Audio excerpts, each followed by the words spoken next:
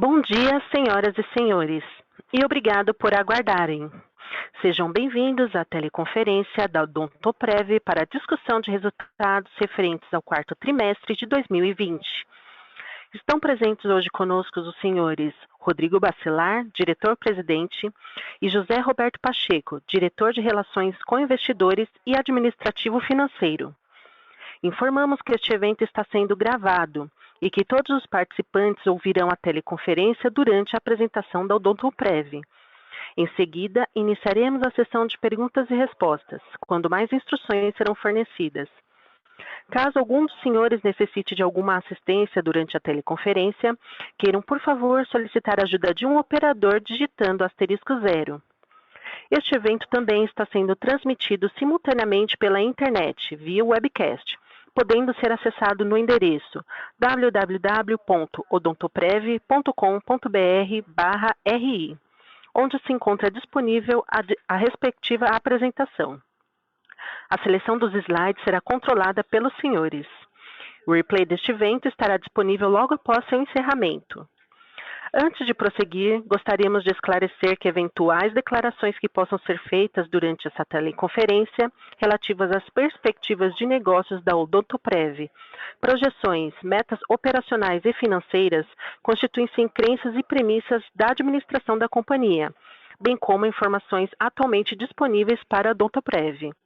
Considerações futuras não são garantias de desempenho, envolvem riscos, incertezas e premissas, pois se referem a eventos futuros e, portanto, dependem de circunstâncias que podem ou não ocorrer.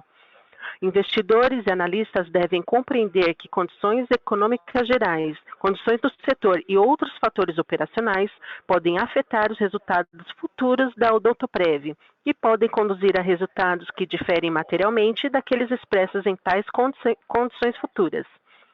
Gostaria agora de passar a palavra ao senhor José Roberto Pacheco, que iniciará a apresentação. Por favor, senhor Pacheco, pode prosseguir. Olá, boa tarde a todos. Sejam muito bem-vindos. Muito obrigado pelo interesse e confiança. Nós somos a Odontoprev. Eu gostaria aqui de agradecer a participação nesta conferência telefônica da companhia para apresentarmos os resultados do quarto trimestre e de 2020. Bom, dando início à apresentação, no slide 3, nós vemos dados da ANS desde 2006, onde os planos odontológicos, setor ainda jovem, apresentou crescimento contínuo, adicionando cerca de 20 milhões de vidas, comparado ao aumento de 10 milhões de vidas dos planos médicos. Em 2020, decorrência da pandemia, o setor dental cresceu mais de 1 milhão de clientes, superando 27 milhões de beneficiários, comparado à adição de meio milhão de vidas dos planos de saúde. Bom, no nosso próximo slide, o slide 4, já mais especificamente após a pandemia, no início da pandemia em 2020, nós podemos ver a retomada das adições no setor de saúde após as quedas do segundo trimestre do ano passado.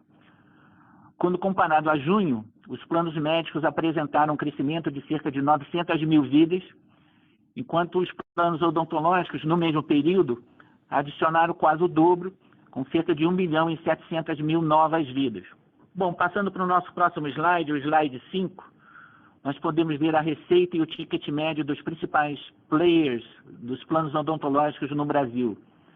Nós evidenciamos as carteiras Odontoprev nos segmentos corporativo e massificado, com expressivo posicionamento em ambos os mercados. Nosso próximo slide, o slide 6, pelos dados da ANS, observamos a liderança da companhia em todas as regiões do Brasil, dada a operação nacional, rede credenciária em mais de 2.700 municípios e canais exclusivos de distribuição a todos os nichos de mercado. Nosso próximo slide, 7, mostramos a adição líquida orgânica de 200 mil novos beneficiários no quarto trimestre, melhor desempenho desde 2011. E o próximo slide, o slide 8, nós demonstramos a adição de 321 mil novos beneficiários no semestre, a melhor performance em 9 anos.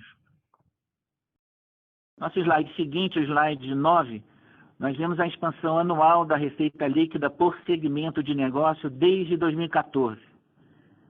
Destaque para a crescente participação dos planos massificados, os chamados planos não corporativos, com taxa média de crescimento orgânico anual de 14% na receita PME e de 20% na receita de planos individuais, patamares muito acima da indústria e das principais empresas pares, reforçando a beleza da estratégia com rentabilidade bastante superior aos níveis de mercado. Nosso próximo slide, o slide 10, nós demonstramos a execução da estratégia de longo prazo. Nós vemos que a receita no segmento corporativo de R$ 874 milhões em 2014, com um ticket médio de R$ 15, ela cresce 16% em 6 anos. Por outro lado, a receita do segmento massificado, de planos individuais e planos para pequenas e médias empresas, que era de R$ 284 milhões em 2014, apresentou crescimento de 17% ao ano no mesmo período, atingindo R$ 739 milhões no ano passado, o ano de 2020. Nós, assim, procuramos realçar o posicionamento único da companhia com relação à liderança no desenvolvimento e expansão dos segmentos massificados, os quais apresentam ticket superior, menor número de competidores, crescimento acelerado em relação ao mercado e margens anualizadas de contribuição diferenciadas.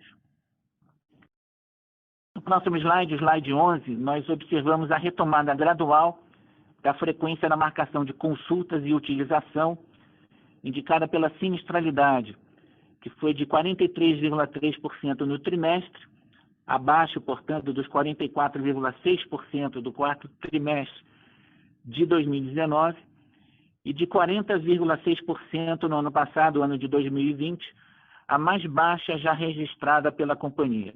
Conforme observamos no slide 12, o segmento de planos individuais apresentou sinistralidade de 45,1% no trimestre, contando com provisões não técnicas de R$ 4 milhões, relacionadas aos planos com livre escolha de dentistas não credenciados fora da nossa rede, junto ao canal bancário. Excluindo-se essas provisões, a sinistralidade da companhia teria sido de 42,5% no trimestre, 210 pontos abaixo do quarto trimestre de 2019. Bom, nosso próximo slide, o slide 13, nós trazemos alguns ganhos de eficiência com despesas administrativas menores em R$ 22 milhões em 2020. Entre os destaques positivos, as menores despesas de correios e aluguel de escritórios em todo o Brasil, além de menores gastos pontuais em publicidade e propaganda. Passando para o próximo slide, o slide 14, nós observamos que a despesa administrativa do quarto trimestre de 20 foi de R$ 65,9 milhões, R$ 10 milhões mais eficiente que no mesmo trimestre do ano anterior. Próximo slide, o slide 15, vemos a PDD, que foi de 2,8% em 2020, abaixo do patamar de 2019, pela transição contínua da carteira de planos individuais para os canais bancários e novos processos de sistemas de controle com os canais varejistas. Passando para o nosso próximo slide, o slide 16, nós vemos a queda no custo de serviços, ganhos de eficiência com as despesas administrativas, menores despesas de comercialização e menor PDD, representaram um aumento do EBITDA em 30% no ano, com expansão de margem, que passou de 23% para 31% em 2020. Slide seguinte, o slide 17, nós mostramos a melhora de R$ 23 milhões no EBITDA do quarto TRI de 20, alcançando R$ 128 milhões. Nosso próximo slide, o slide 18, em 2020 a companhia gerou praticamente R$ 500 milhão de caixa, foram 499 milhões de reais de caixa, terminando o período com caixa líquido de R$ 753 milhões sem endividamento. Bom, em reunião do Conselho realizada ontem, foi proposta a distribuição de dividendos adicionais no valor de R$ 101 milhões a ser aprovada em Assembleia Geral Ordinária no próximo mês, no dia 5 de abril. Nosso próximo slide, o slide 19, nós vemos o fluxo de caixa desde o IPO e a disciplina na alocação de capital da companhia, com prioridade na remuneração aos acionistas, principalmente via dividendos. Bom, partindo aqui para o nosso final dessa rápida apresentação, nosso próximo slide, o slide 20, nós apresentamos o contínuo crescimento do número de acionistas pessoa física, nossa base de acionistas globalizada, como podemos ver no próximo slide, o slide 21, com cerca de 87% das ações em circulação, com investidores de mais de 30 países. No último slide, o slide 22, nós temos o prazer de registrar que agora em janeiro, a Odontoprev, pela segunda vez consecutiva, é uma das 9 empresas brasileiras integrantes do Bloomberg Equality Index de 2021 e pela 4ª vez consecutiva constitui o índice FTSE4Good, índices globais, ambos, de empresas abertas comprometidas em apoiar práticas sustentáveis e padrões ESG. Bom, mais uma vez nós agradecemos a todos pelo interesse e confiança na Odontoprev. Gostaria aqui agora de passar a nossa sessão de perguntas e respostas nessa nossa prática de call de resultados de 45 minutos. Muito obrigado a todos. Obrigada. Senhoras e senhores, iniciaremos agora a sessão de perguntas e respostas. Para fazer uma pergunta, por favor, digitem *1. E para retirar a pergunta da lista, digitem *2. A nossa primeira pergunta vem do senhor Ian Seskin, da BTG Pactual. Boa tarde, pessoal. Tudo bem? Eu queria fazer 2 perguntas rápidas aqui sobre cenário competitivo, tá? Do ponto de vista de crescimento orgânico, eu queria entender se vocês estão observando aí um ritmo, a continuação, desse ritmo forte de adições aí de beneficiários que a gente viu nesse terceiro trimestre. Eu acho que foi bastante impressionante.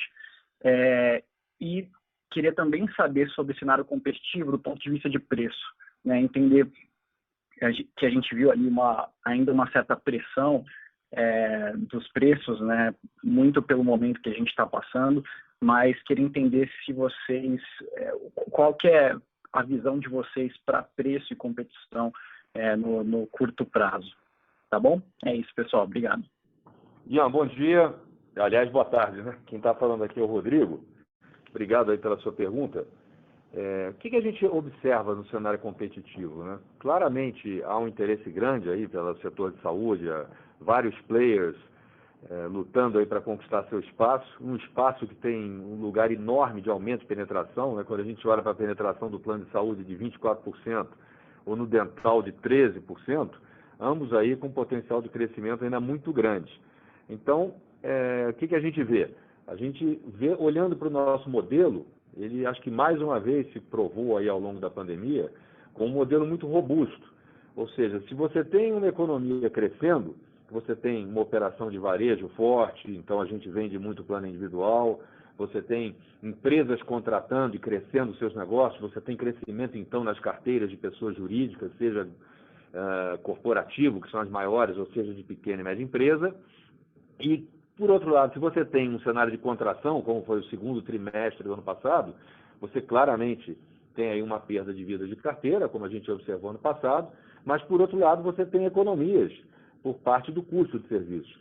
Então, acho que essa robustez do serviço, que a gente, do modelo de negócio, que a gente observa aí no último trimestre do ano que vem, e de certa maneira ao longo do ano, mas mais acentuadamente no último TRI, é que com o primeiro sinal de recuperação, lembra que o quarto TRI foi aquele com liberação máxima, Estava todo mundo aí já nas fases verdes e voltando aí a uma vida quase que normal. A resposta, a capacidade de resposta é muito rápida. Então, a gente viu no segmento corporativo, por exemplo, uma volta da movimentação positiva, com pessoas sendo empregadas. A gente viu no varejo, nas operações de pessoa física, com parceiros varejistas, nas agências bancárias, a gente viu esse negócio retomando também numa velocidade rápida. Então, basicamente é o seguinte, você tem um avião na cabeceira da pista que está com o tanque cheio, condição climática está boa, a biru está funcionando, o plano de voo certinho. Então, seja num cenário ou seja no outro, a nossa capacidade de resposta é muito grande, né? Então, acho que basicamente, falando aqui para você de como é que a gente vê esse cenário, é isso. A gente tem uma competição muito forte, não é de hoje, a competição é muito forte já de 10 anos para cá, então, e a gente acha que isso é muito saudável para o mercado. Ticket, você pergunta um pouco de ticket também. O ticket vai também em linha com a sinistralidade, né? Então, tem pressão de ticket? Teve sim alguma pressão de ticket, porque teve um sinistro também muito mais baixo. Então, o ticket sofre aí a influência direta, seja do ambiente competitivo, seja da questão de custo de serviço, né? Então, acho que, de maneira geral, não muda nada o que a gente tem visto no mercado, tá? De forma mais nos últimos 6 anos. Então, não muda nada, acho que é a mesma dinâmica competitiva, com um comportamento, e a gente conseguiu fazer aí um ótimo trimestre, como você mesmo comentou, e o avião está na cabeceira da pista aqui, para um cenário ou para o outro, a gente está preparado para alçar o nosso voo, tá? Não sei se o Pacheco quer complementar alguma coisa. Só para adicionar aqui um comentário, e obrigado aí pela pergunta mais uma vez, de fato, com relação ao ticket, acho que o destaque do ano passado foi a carteira PME. Então, a carteira PME, diferentemente das demais, ela apresentou crescimento de receita e crescimento de ticket. Essa é uma carteira fortemente bancarizada, o pricing power das marcas bancárias ficou bastante claro, o lançamento de novos produtos com maior rol de cobertura, né, maior atendimento, maior padrão de atendimento também foi um fator de sucesso dessa carteira que, diferentemente do ciclo, ela se expandiu e teve crescimento no ano passado. Como o Rodrigo comentou, a gente está construtivo para esse ano de 2021, em termos de manter a possibilidade da companhia de jogar em todos os nichos de mercado, contar com pricing power diferenciado por marcas líderes em algumas regiões do Brasil, onde a gente tem uma atuação. Então, acho que não foi para nós surpresa o ticket médio ter subido no quarto trimestre versus o trimestre anterior, tá? E mesmo assim com um padrão de entrega e um padrão de performance bastante diferenciado em relação ao mercado, tá? Isso era só um resuminho, um ponto adicional que eu queria fazer. Obrigado. Perfeito, pessoal. Obrigado e parabéns pela conquista, Pacheco. A nossa próxima pergunta vem da senhora Eugênia Cavalheiro, da JP Morgan. Oi, boa tarde, pessoal, tudo bem? Eu queria saber se eu poderia perguntar um pouco em relação às tendências que vocês estão vendo do loss ratio já no começo desse ano, então aí em janeiro e fevereiro vocês poderiam explorar um pouco essa questão e também um pouco mais da questão do canal de vendas, então vocês já comentaram um pouco aí na resposta do Ian, mas se vocês pudessem dar um pouco mais de abertura no canal de vendas, especialmente do lado do individual, ajudaria. Muito obrigada. Eugênia, obrigado aí pela pergunta. Você pergunta da sinistralidade, né? Acho que a sinistralidade, a gente tem aquela curva que mostra o comportamento trimestral, que o Pacheco acabou de mostrar. A gente tem isso aí com um histórico enorme que está à disposição de todo mundo no site, etc. E acho que o grande ponto aqui da sinistralidade é que ela guarda uma paridade grande com o nível de lockdown, de distanciamento, de restrições que a gente vai ter nas atividades econômicas, né? Então, acho que a gente pode observar aqui, vinha realmente num crescente ano passado, no finalzinho, no quarto tri, aí tivemos as festas de final de ano, tivemos o carnaval, estamos agora numa situação mais complicada de pandemia, com um estado aí de mais restrição de maneira generalizada no Brasil inteiro, então isso joga o sinistro para baixo. Por outro lado, a gente vai tendo, ao mesmo tempo, cada vez mais pessoas vacinadas, né? Profissionais de saúde vacinados, população vacinada. Então, eu acho que para observar nos primeiros 4 ou 5 meses do ano, acho que a gente tenderia a ainda ter um pouquinho desse início mais controlado, por causa dessa segunda onda ou terceira onda, nem sabemos mais que onda é essa, e depois, muito provavelmente, de novo, né, com flexibilização de funcionamento, por um lado, e vacinas, por outro lado, acho que uma volta ao normal. E que a gente vê com muito bons olhos, que a gente quer que o nosso beneficiário utilize o plano e sinta valor no plano, veja que ele está realmente usufruindo de uma coisa com muita qualidade. Então, essa é a primeira parte. A segunda, canal de vendas, acho que de maneira geral, o que a gente vê é que tem uma integração muito maior, né? Nossa, aqui, Odontoprev, com principalmente Bradesco Saúde e o próprio Banco Bradesco. Então, acho que um fator muito importante, tanto na construção do resultado desse quarto TRI, como daqui para frente, a gente acha que é essa integração muito mais forte aí, em termos de reuniões, de estratégias conjuntas de aquisição de clientes, estratégias conjuntas com saúde. Então, acho que isso traz uma dinâmica.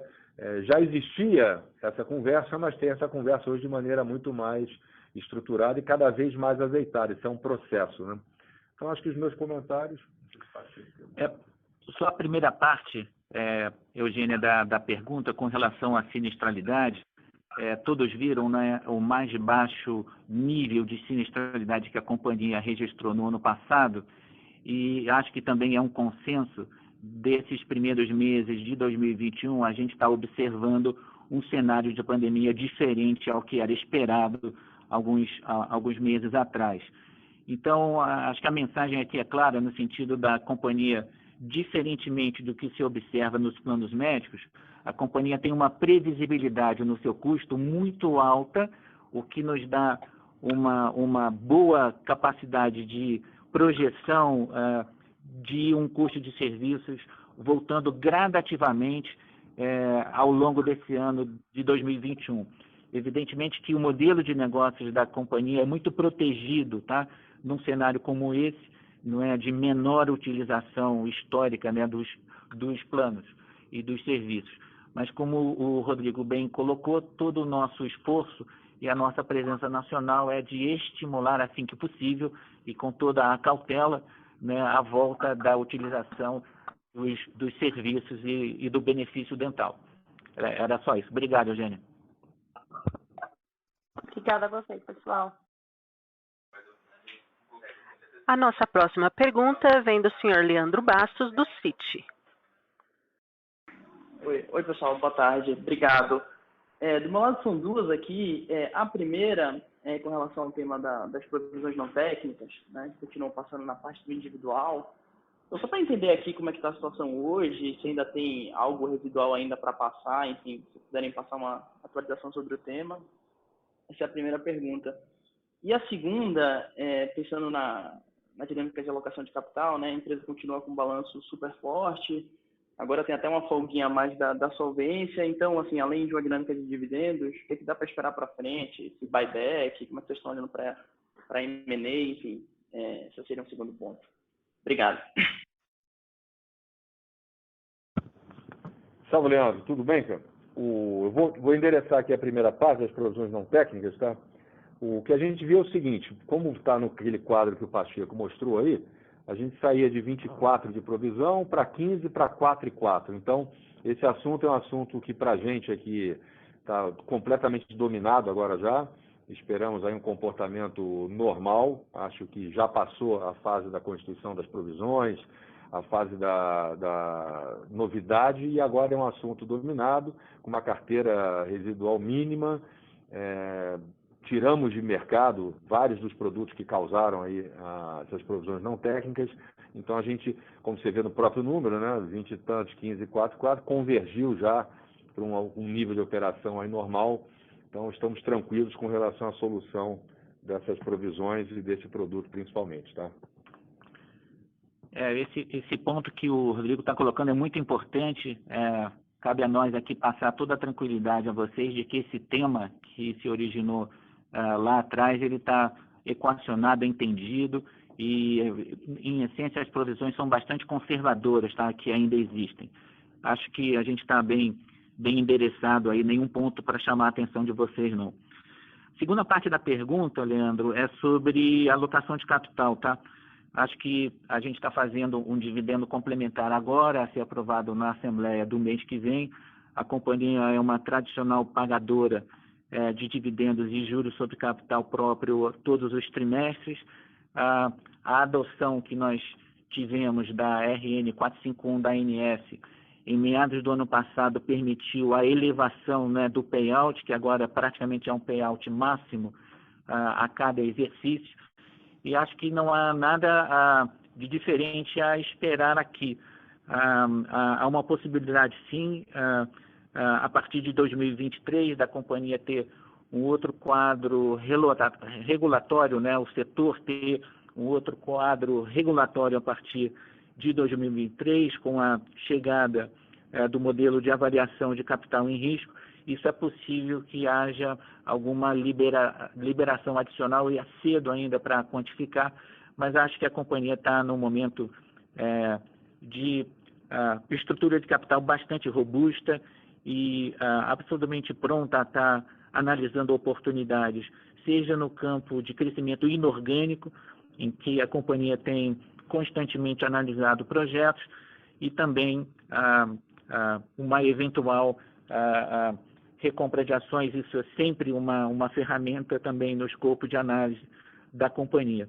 Nós somos tradicionais pagadores de dividendos, essa é a nossa prioridade número 1, já vem assim desde a abertura de capital em 2006, mas a disciplina, né, nessa estrutura, nessa alocação, é uma das características do nosso modelo de gestão. Obrigado, Leandro. Obrigado, tá joia. Obrigado, Rodrigo. Obrigado, Pacheco. Boa tarde.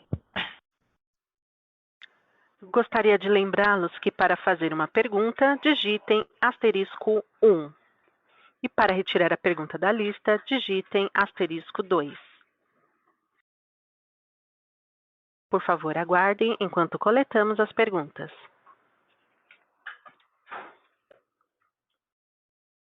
Não havendo mais perguntas, gostaria de passar a palavra para o senhor José Roberto Pacheco para as considerações finais. Bom, queria aqui agradecer a participação de todos nessa conferência que encerra o ciclo de 2020. No próximo mês, já agora em abril, não só teremos a nossa assembleia, mas também a divulgação dos resultados do primeiro TRI. Obrigado, um abraço a todos, bom fim de semana e até lá. A audioconferência da Odontoprev está encerrada. Agradecemos a participação de todos, tenham uma boa tarde e obrigado por usarem a Chorus Call.